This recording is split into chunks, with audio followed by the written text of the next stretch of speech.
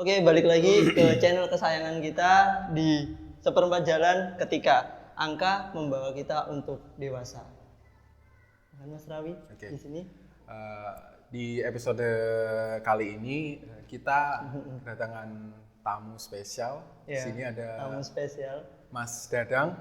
Mas Dadang ini pengusaha kafe dengan brand kafenya itu Limang Kopi. Limang Kopi. Benar. Tempatnya sekarang ada di tempat lokasi kafenya, tempat kita syuting juga hari ini itu di Limang Kopi yang di Ngunut. Tepatnya di kompleks pabrik gula Kunir, ex pabrik gula Kunir. Ex pabrik gula. Dulunya pabrik gula, sekarang udah pabrik gula, sekarang jadi kuliner. Kafe. Pusat kuliner. Pusat kuliner, benar. Dari Mas Dadang boleh diceritain profil ininya ada dulu deh, personal kayak Mas Dadang, perjalanan karirnya. Jadi sebelum buka ini itu dulu profesinya jadi apa, basic backgroundnya itu Mas Dadang itu apa sih Mas? Ya, perjalanan sampai dengan di titik ini gitu loh Mas. Oh gitu, siap. Oke, nama saya Dadang dari Limang Kopi. Nah gini, untuk awal saya sebelum buka Limang Kopi, itu meniti karir awal saya di perhotelan. Nah, berarti pernah kerja di hotel ini berarti? Ya. Sebagai apa itu Mas? Kalau boleh tahu. Dulu masuk di hotel tuh awal di tahun 2006. 2006 itu aku di Hotel Swallow awalnya. Di Hotel Swallow pertama aku di waiter. Nah, kenapa kok saya memilih di waiter? Karena lebih interaksi dengan orang tuh semakin sering, banyak. Jadi semakin itu kan banyak kenal orang, kita juga tahu karakter, sampai kita harus pengetahuan produk knowledge-nya hotel seperti apa. Itu yang menurut saya cenderung memilih di waiter awalnya. Nah setelah itu aku berproses berapa tahun sampai naik jabatan juga. Terus saya di hotel yang sama sampai di tahun 2010. 2010 saya masih sekolah Mas Rawi. Sekolah di 2010. Iya. 2010 kemarin puncak jabatan saya di sana koordinator supervisor. Awalnya seperti itu. Habis itu saya hire lagi ke Hotel Regent. Itu sama. Awalnya aku dikasih tawaran di marketing sama di front office, front line-nya itu, tapi cuma aku enggak mau. Karena apa? Basic saya sudah di F&B. Nah, setelah di F&B, saya masuk di waiter lagi. Waiter di situ, saya demen saya di waiter itu. Kontrak terus sama guest contact terus ya, sama ininya. Terus untuk berapa minggu itu baru naik. Nah itu pun tetap penawarannya masih di marketing. Tapi di situ aku masih nggak mau. Akhirnya saya memilih di bar awalnya. Memang passionnya dari awal di situ ya Mas ya. Terkait kayak waiter, kemudian naik ke apa tadi? Di koordinator supervisor gitu. Terus kemudian sampai di bar itu tadi. Bar ya. Di sampai bar itu tahun berapa ya? Ya 2010 bulan April kalau nggak salah. 2010 bulan April. Iya, itu di April itu 10 tahun yang lalu berarti Mas. Udah lama banget 10 tahun. Iya. Nggak kerasa Mas ya? Nggak kerasa beneran. 10 tahun yang lalu sampai dengan di titik ini sekarang. Jadi sebenarnya sebelum buka usaha ini dari karir sendiri udah cukup bagus ya. Udah sampai di koordinator supervisor ya udah lumayan tinggi lah. Udah lumayan tinggi benar posisinya. Iya. Itu saya malah di umur berapa ya itu?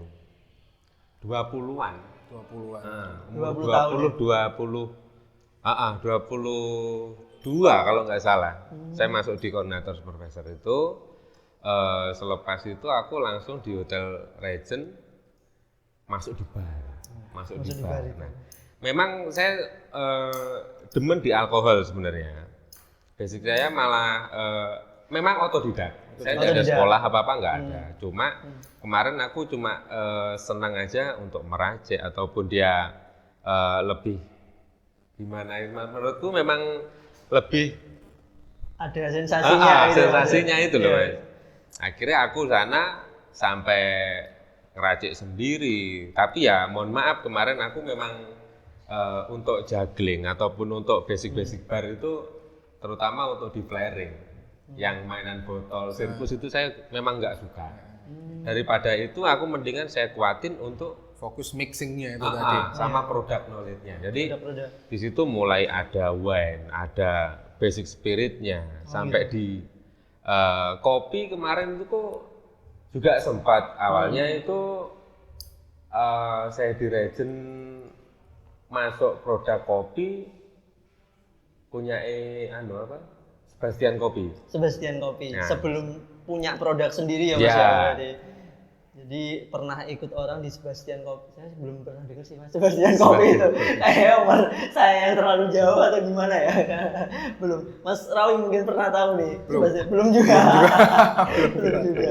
Tapi unik nih Mas, kalau misalkan kita bicara terkait dari mulai alkohol ke kopi ya. Kalau alkohol itu kan cenderung memabukkan ya pastinya ya, itu nggak perlu ditanya lagi ya kan. Iya. Kadang Mas Rawi nggak minum alkohol, kadang mabuk sendiri Mas. Mabuk perjalanan. Itu. Nah kita ngulik terkait kopi ini panjang juga sih sejarahnya Mas, dan kalau kopi ini kan juga punya banyak versi sih Mas. Banyak peminatnya, banyak versinya masing-masing, dan sejarahnya nih kalau pernah dengar dulunya itu kopi itu ditemukan pada saat ada musafir dari Arab, atau orang yang perjalanan dari Arab itu dia membawa domba ya Mas ya. Iya. Dombanya itu kelelahan, kemudian istirahat, makan suatu buah gitu Mas Rawi katanya sih, katanya. Saya juga pernah dengar sedikit karena saya juga bukan pecinta kopi sih, cuma saya banyak baca-baca terkait referensi yang di kopi itu. Katanya sih dulunya sebelum kopi itu ditemukan itu yang menemukan musafir itu si dombanya itu makan tanaman, nggak tahu buahnya tanaman itu atau tanamannya, kemudian domba itu bisa berenergi gitu. Nah terus ketemulah kopi ini Mas Rawi gitu. Dan sampai di sini sampai sekarang nih ya kan, di sekarang ini kopi itu udah berbagai merek dan berbagai macam rasa ya, varian ya. Dan punya tekstur sendiri-sendiri, kayak rokok nih jadinya. Tekstur sendiri-sendiri. Jadi yang awalnya penemuannya itu mengenergikan domba, sekarang bisa jadi mengenergikan banyak manusia. Iya, yang dikenal kafein itu Mas jadinya. Jadi yang dikenal energi dulunya itu jadi sekarang itu yang kita kenal kafein itu sih sebenarnya. Tuh. Nah, mungkin Mas Dadang yang lebih paham nih terkait perjalanan panjang kopi sampai dengan sekarang yang sangat banyak sekali variannya ini Mas. Ya, kalau setahu saya kopi susu aja sih. Kopinya sedikit, susunya yang banyak. Gitu ya. Iya, kopi ya. Gimana Mas kalau dari zaman Mas ini? Kalau kopi itu kan sebenarnya basic-basicnya kan ada Robusta, ada Arabica, terus juga ada Liberica ataupun Excelsa. Jadi setiap karakter kopi itu memang dia punya cita rasa yang berbeda. Nah ini yang orang-orang jarang tahu ya. Iya makanya. Kadang orang bilang, Mas kopi, kopi aku senang aku yang pahit misalnya seperti itu. Iya pahit, tapi kan mulai dari kopi apa aja itu kan mereka mungkin masyarakat kita masih kurang tahu juga tentang kopi itu kopi apa saja yang dia minum kan gitu. Kan kebanyakan pilih yang instan. Iya benar. Nah, padahal di situ kan macam-macam. Ada yang Robusta. Kalau Robusta itu dia cenderung cenderung di pahit. Kalau misalkan bahasa awamnya seperti itu. Tapi kalau di Arabica dia cenderung di asam. Banyak cita rasanya dia banyak muncul asamnya gitu ya. Maksudnya ada asamnya, ada manisnya, juga ada yang pahitnya juga tetap ada. Seperti kadang ada yang sampai pahitnya itu kerasa banget gitu ya Mas ya. Berarti waktu si customernya nanya, aku pingin kopi yang rasanya ini Mas. Jadi pinter-pinternya Mas Dadang buat mengetahui raciannya, jenis kopinya gimana biar sesuai sama permintaan si customernya Mas Dadang. Benar. Tapi pernah dengar juga nih Mas Dadang, pecinta kopi nih ya kan pasti tahu nih sebenarnya karakter seseorang tersebut yang suka kopi cita rasa tertentu itu sesuai dengan karakter orangnya itu. Bener nggak sih Mas? Jadi kalau misalkan orangnya suka kopi ini misalkan dia cenderung karakternya seperti ini. Bener nggak sih Mas? Mengacu pada karakter seseorang tersebut nggak sih? Itu cuma mitos atau gimana ya? Jadi saya penasarannya di situ gitu loh. Kalau menurut saya ya itu masih mitos saja. Masih mitos ya Mas? Karena gini, orang pengen ngopi di suatu kedai, tapi dia pengen ngopi, tapi dia nggak tahu kopi yang seperti apa yang nanti yang cocok di lidahnya mereka. Nah, itu sebenarnya PR kita, terutama untuk barista ataupun brewernya, itunya kita harus tahu produk knowledge-nya. Kenapa kok kita harus tahu produk knowledge-nya? Karena apa? Dikala customer menanyakan, Mas, aku pengen kopi yang pahit. Nah, misalnya. Oh iya Pak. Nah, mungkin kita orientasinya kalau sekarang, terutama di Tulungagung sendiri kan, dia cenderung di kopi pahit, ya kan? Nah, akhirnya kita eksplornya di Robusta. Kopi-kopi yang gitu. Mungkin kalau misalkan Mas, aku Robusta terlalu kuat Mas gini. Oh ya, apa mungkin kita nyoba ada varian beberapa, misalnya ada Arabica, apalah. Nah, itu kan banyak, ya kan? Kalau Arabica seperti ini Pak, gimana? Nah, kadang itu aku juga kurang terlalu cocok dengan ininya, maksudnya kayak pembahasan tentang kopi. Karena gini, ada juga yang menyampaikan, Pak, kalau ngopi itu pakai gula nggak? Pakai gula. Pakai gula nggak sih? Kan gitu yang sering-sering. Pakai gula, loh kenapa kok harus pakai gula? Loh, karena ya ini, lidah kita, cita rasa kita itu beda. Tergantung kita menyampaikannya seperti apa. Kalau lebih main amannya, kalau saya sendiri memang saya split, saya pisah semuanya. Oh gitu. Kalau misalkan makanya kalau kita tahu produk knowledge-nya, kita gampang menyampaikan. Misalnya kayak ini, kan kopi itu kan selain ada Robusta, Arabica, Liberica, sama Excelsa. Itu kan nanti bisa di-mix ataupun di-blend. Nah, misalnya yang saya pakai ini kayak di Limang Kopi ini kan, house blend-nya sini memang. Nah, itu kan antara Robusta dicampur dengan Arabica. Nah, jadi kalau untuk cita rasa kopinya ya nggak terlalu kuat banget, juga nggak terlalu melo banget. Tapi di situ ya kita memang mengangkat karakter kopinya. Nah, nanti tinggal kita yang di kombinnya itu seperti apa. Misalnya aku pengen kopi yang manis. Nah, ini kalau misalkan dikasih gula, itu juga tetap manis. Tapi gimana caranya aku juga ngeluarin ini namanya Limang Kopi, ya kan? Limang Kopi itu kan prosesnya juga sama antara percampuran Robusta sama Arabica blend. Terus nanti kalau saya sendiri baru tak tambah susu kental manis. Karena apa? Orang kita itu kan juga aku pengen kopi tapi nggak terlalu kuat. Aku pengen ngopi tapi yang lebih soante. Aku pengen ngopi yang lebih kuat sekali. Nah, tergantung kita menyampaikannya seperti apa. Gitu. Ngikuti konsumen. Edukasi, edukasi dan mengikuti konsumennya maunya seperti apa kayak gitu. Kalau di Limang Kopi sendiri yang produknya dari Mas Dadang ini ada varian apa aja sih Mas? Jadi biar teman-teman juga tahu nanti kalau pas ngopi ke sini ya, punya bekal ya kan sebelumnya. Wah, aku pengen ini. Gitu. Kalau di kopi itu Limang Kopi baru mau rilis punyanya house blend tadi, yang percampuran antara Robusta sama Arabica, dan itu bisa jual untuk bubuk ataupun masih roast bean, biji yang masih utuh kayak gitu. Jadi nanti perlu di green green lagi. Nanti grindingnya bisa langsung dari sini. Ataupun nanti kita yang mau eksplor juga sudah berupa bubuk itu ada juga. Ya, tinggal seduh. Nah, selain itu produk turunan aku punya cold brew.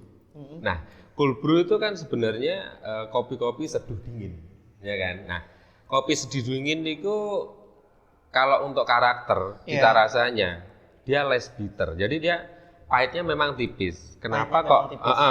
Kenapa kok dia muncul di cold brew? Karena itu untuk yang suka kopi, tapi yang nggak terlalu kuat. Ya, sebenarnya seperti itu. Slow gitu ya. Iya. Orang yang slow. Itu yang banyak keluar mungkin rasanya yang buahnya ataupun yang manisnya ya seperti itu. Iya. Jadi kalau saya tangkap dari apa yang sudah disampaikan Mas Dadang ini tadi, sangat penting untuk membuat variasi produk yang dijual itu tadi sesuai dengan masing-masing karakter orang dan taste yang mereka suka. Iya. Jadi nggak semua orang suka kopi yang karakternya seperti ini, karena pasti nanti misalnya saya nih karakternya suka yang kuat, nah Mas Feby pasti beda lagi. Iya. Pasti suka yang lebih light. Nah Mas Dadang ini berupaya untuk benar-benar nyari blending yang pas atau campuran yang pas dari kopi tersebut supaya pas dinikmati oleh tiap masing-masing orang yang datang ke sini. Datang ke sini, benar kayak gitu. Ya. Jadi produknya Limang Coffee kan tadi juga udah ini diflorkan juga oleh Mas Dadang, dan saya seneng dari perjalanan Mas Dadang sih yang saya kutip di sini ya Mas Rawi ya. Yeah. Tadi kan juga sudah diceritakan bahwasanya Mas Dadang pernah kerja di hotel sampai dengan di titik sekarang ini. Tapi sebelum di sini kan juga ada ceritanya juga ya Mas ya. Pasti ada banyak masalah. Ya kan? Saya kan Mas Dadang juga mulai awal karir juga dari usia 20-an ya. Iya, dimana juga kita ini sebagai anak-anak yang umuran Dari masih 25, 22, 23 nah, masa-masa yang beranjak dari remaja mau ke dewasa. Itu pasti banyak masalah-masalah yang kadang kita itu sulit banget untuk menghadapinya. Benar. Kadang kan titik jenuh juga ada. Ada Mas. titik jenuh. Iya, Kemudian, benar. aduh, wes aku pasrah deh kan. Kadang ada anak yang seperti itu juga, ada orang yang seperti itu juga maksudnya. Terus di titik-titik itu kan juga banyak sekali mood yang mungkin kadang enak, mood kadang nggak enak ya kan.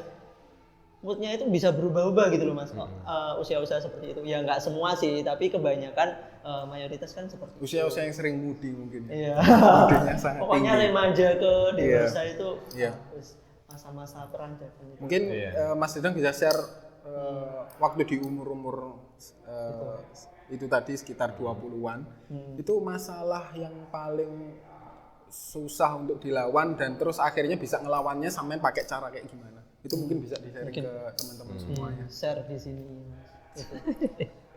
Ya, dulu setelah berangkat dari perhotelan di Regen itu masih nyambung sampai saya juga pindah ke Bali waktu itu. Bali. Oh, pernah ke Bali juga Ya, Mas? saya pindah ke Bali. Dengan industri yang sama. Industri yang sama, tapi dia lebih open bar. Jadi Open di bar, situ oke. memang dia cuma jualan koktail, mocktailnya, dan ya tahu sendiri kalau di Bali itu kan seperti itu, ya kan? Iya. Nah, terus akhirnya saya di sana muncul ide-ide itu.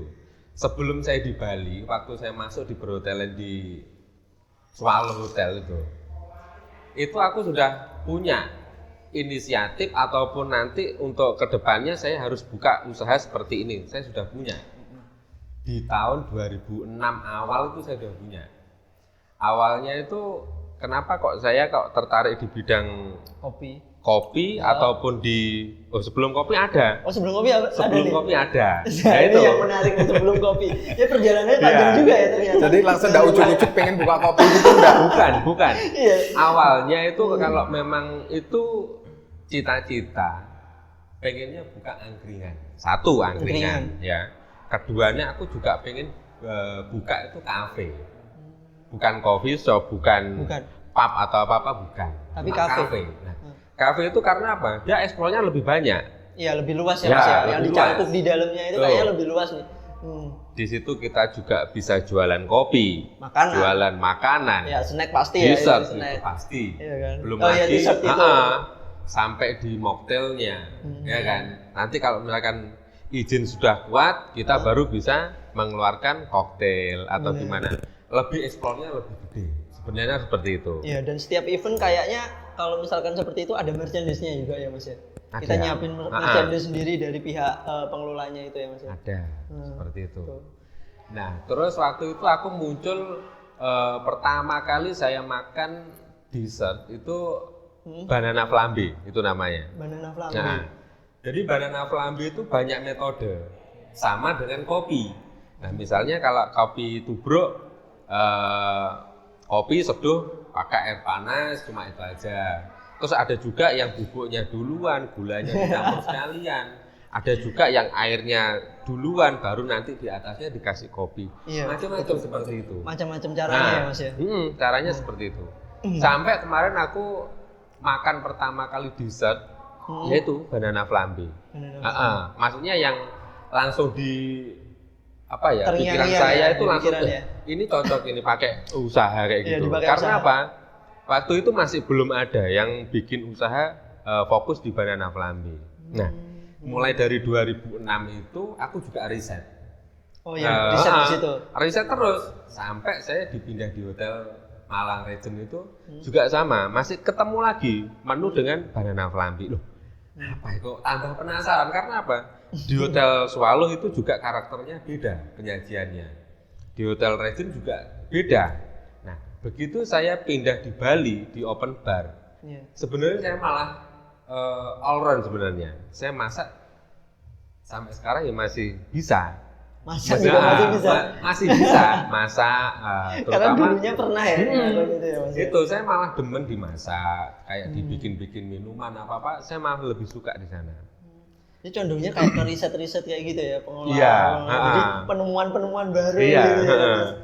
Tuh, Sampai banana buka flambe. di kopi ini. Gitu. Sampai banana flambe pindah ke Bali. Ketemu rasio yang tepat di situ. Tapi memang banana flambe itu kan dessert, dia yang mengandung alkohol. Ya kan? Oh gitu. Nah, memang dia campurannya kemarin yang saya pakai itu rum. Like rum. Nah, soalnya kalau untuk basic spirit itu kan ada whisky, ada gin, ya kan? Belum lagi ada apa itu tequila, ada vodka sama vodka yang itu. rum itu tadi, ya. Di situ kan banyak varian. Misalnya kayak di rum itu apa aja? Light rum, dark rum. Nah, jadi di situ masih ada pecahan macamnya ya, Mas? Ya, banyak. Dan kadang orang taunya cuma itu aja. Ya. Setelah itu aku ketemu rasio yang tepat yaitu pakai rum. Oh, enak sekali itu. Beneran enak sekali. Nah, terus saya rencana mau buka lagi, mau resign dari Bali. Balik ke Jawa. Balik Jawa, mau buka itu. Banana flambe itu rencananya mau tak bikin franchise. Beneran franchise itu. Nah, saya sudah siapin rombongnya. Memang kemarin itu ala kadarnya. Aku bikin beneran. Awalnya itu aku pengen waktu itu pengen buka angkringan. Nah, tapi angkringan gimana? Rombongnya. Aku nggak mau kalau rombong yang pakai kayu. Karena udah terlalu umum kan gitu. Terlalu umum sih. Pakai galvalum aja. Udah dibikin rombongnya. Oh, udah sempet bikin Sudah itu? sempat. Saya pulang di sini ya. Terus mau buka banana flambe itu. Ya memang saya sengaja. Akhirnya buka banana flambe aja, tapi udah dibikin rombong kayak gini gimana? Gak apa-apa, yuk aku kayak gitu. Nah kebetulan manajer saya ya waktu di Malang, Hotel Regent itu telepon lagi. Dan aku bantuin di open bar, aku di mana? Ini di Santika Banyuwangi lagi open ini. Wah, mana ada Santika di Banyuwangi? Saya seperti itu. Nggak ada loh Pak, saya bilang. Loh, browsing kok, tetap kayak gitu. Akhirnya saya browsing waktu itu. Ada, tapi aku baru percaya. Oh iya, akhirnya aku kirim CV sana. Iya benar. Tapi saya nggak mau Pak, pengen bikin usaha sendiri. Saya awalnya seperti itu. Karena mindsetnya udah pengen usaha sendiri, nggak ikut orang ya kan. Ya. Gitu. Terus akhirnya aku masuk sana, interview langsung lolos, udah. Tapi aku bilang Pak, aku di sini maksimal 1 tahun. Aku bilang. Gitu. Kenapa? Aku pengen usaha sendiri. Tetap seperti itu. Tetap ya fokus kan? Sama usaha sendirinya ya ternyata. Terus ternyata ya memang Tuhan ya adil. Iya. Saya di sana akhirnya ketemu masuk di Hotel Santika Banyuwangi, ketemulah dengan beliaunya si Pak Iwan Kurniawan. Oh, Pak Iwan. Nah, itu kan beliaunya kan juga main ekspor impor tentang kopi. Dia lebih di bidangnya itulah. Waktu itu di Hotel Santika masih ke branding punya produk Ili Kopi. Nah, Ili Kopi. Iya. Jadi dari paksaan itu tadi bisa ketemu orang yang sekarang bisa jadi apa namanya partner gitu ya? Iya, itu awalnya. Gitu. Terus akhirnya ngobrol, ketemulah kopi. Nah memang dari awal di Malang itu saya sudah sempat ngobrol tentang kopi. Nah awalnya itu aku juga pernah ditawarin kopi di Malang itu ya, di Hotel Regent itu namanya Amsterdam. Produknya Amsterdam. Iya. Nah Ini Mas Rawi yang itu pernah sering ya, Amsterdam Malang. itu dulu dia masih belum ada Iya, kedai. Malang. Oh iya. Mungkin ada kedai tapi masih belum eksplor sampai kayak hari ini. Nah itu aku juga datang di waktu dia masuk di bar, aku dari kejauhan aku bilang, ih itu siapa Pak? Ada tamu orang India, aku bilang. Nah terus akhirnya saya samperin, gimana Pak? Ternyata dia bisa bahasa Indonesia. Sama temennya lupa saya kemarin. Itu kalau nggak salah di tahun 2011 awal itu. Nah akhirnya ketemu sama ownernya itu langsung, Pak Sifaraja itu. Nah Sifaraja itu nawarin produk, tapi sama Hotel Regent-nya itu tadi masih di hold. Karena apa? Iya. Sudah duluan masuk punya waktu itu Sebastian, terus ganti lagi punya apa ya? Sorry. Excelsa. Setelah itu kemasukan Sebastian. Nah akhirnya di hold dulu. Iya, Nah habis itu ngobrol. Kalau di Malang awalnya kayak kopi shop ataupun kedai di tahun itu masih minim. Masih sedikit berarti. Masih minim. Soalnya di sana yang banyak itu mah kafe. Gitu Iya, karena Malang kan? ya. Nah, Gitu, Mas. Jadi banyak kafenya malahan udah. sebenarnya kayak Pak Sifaraja sendiri, Sifaraja. sempat juga kontak by phone di tahun itu. Tapi kan kelamaan waktu itu akhirnya kan sudah lepas. Akhirnya saya ketemu juga sama Pak Iwan Kurniawan. Akhirnya tahu tentang kopi kayak gini. Oh ya masuk ini ya. Nah di itu saya setelah di 1 tahun itu memang sebenarnya nggak boleh. Maksudnya memang maksudnya kontrak suruh nambah. Oh gitu. Kontrak suruh nambah. Kemudian tapi malah jalan ke usaha sendiri gitu. Ya, atau gimana? akhirnya aku tetap saya pulang. Aku pulang aja Pak, harus pulang. Saya sini awalnya itu yang saya buka pertama kali Banana Flambe. Itu Banana Flambe.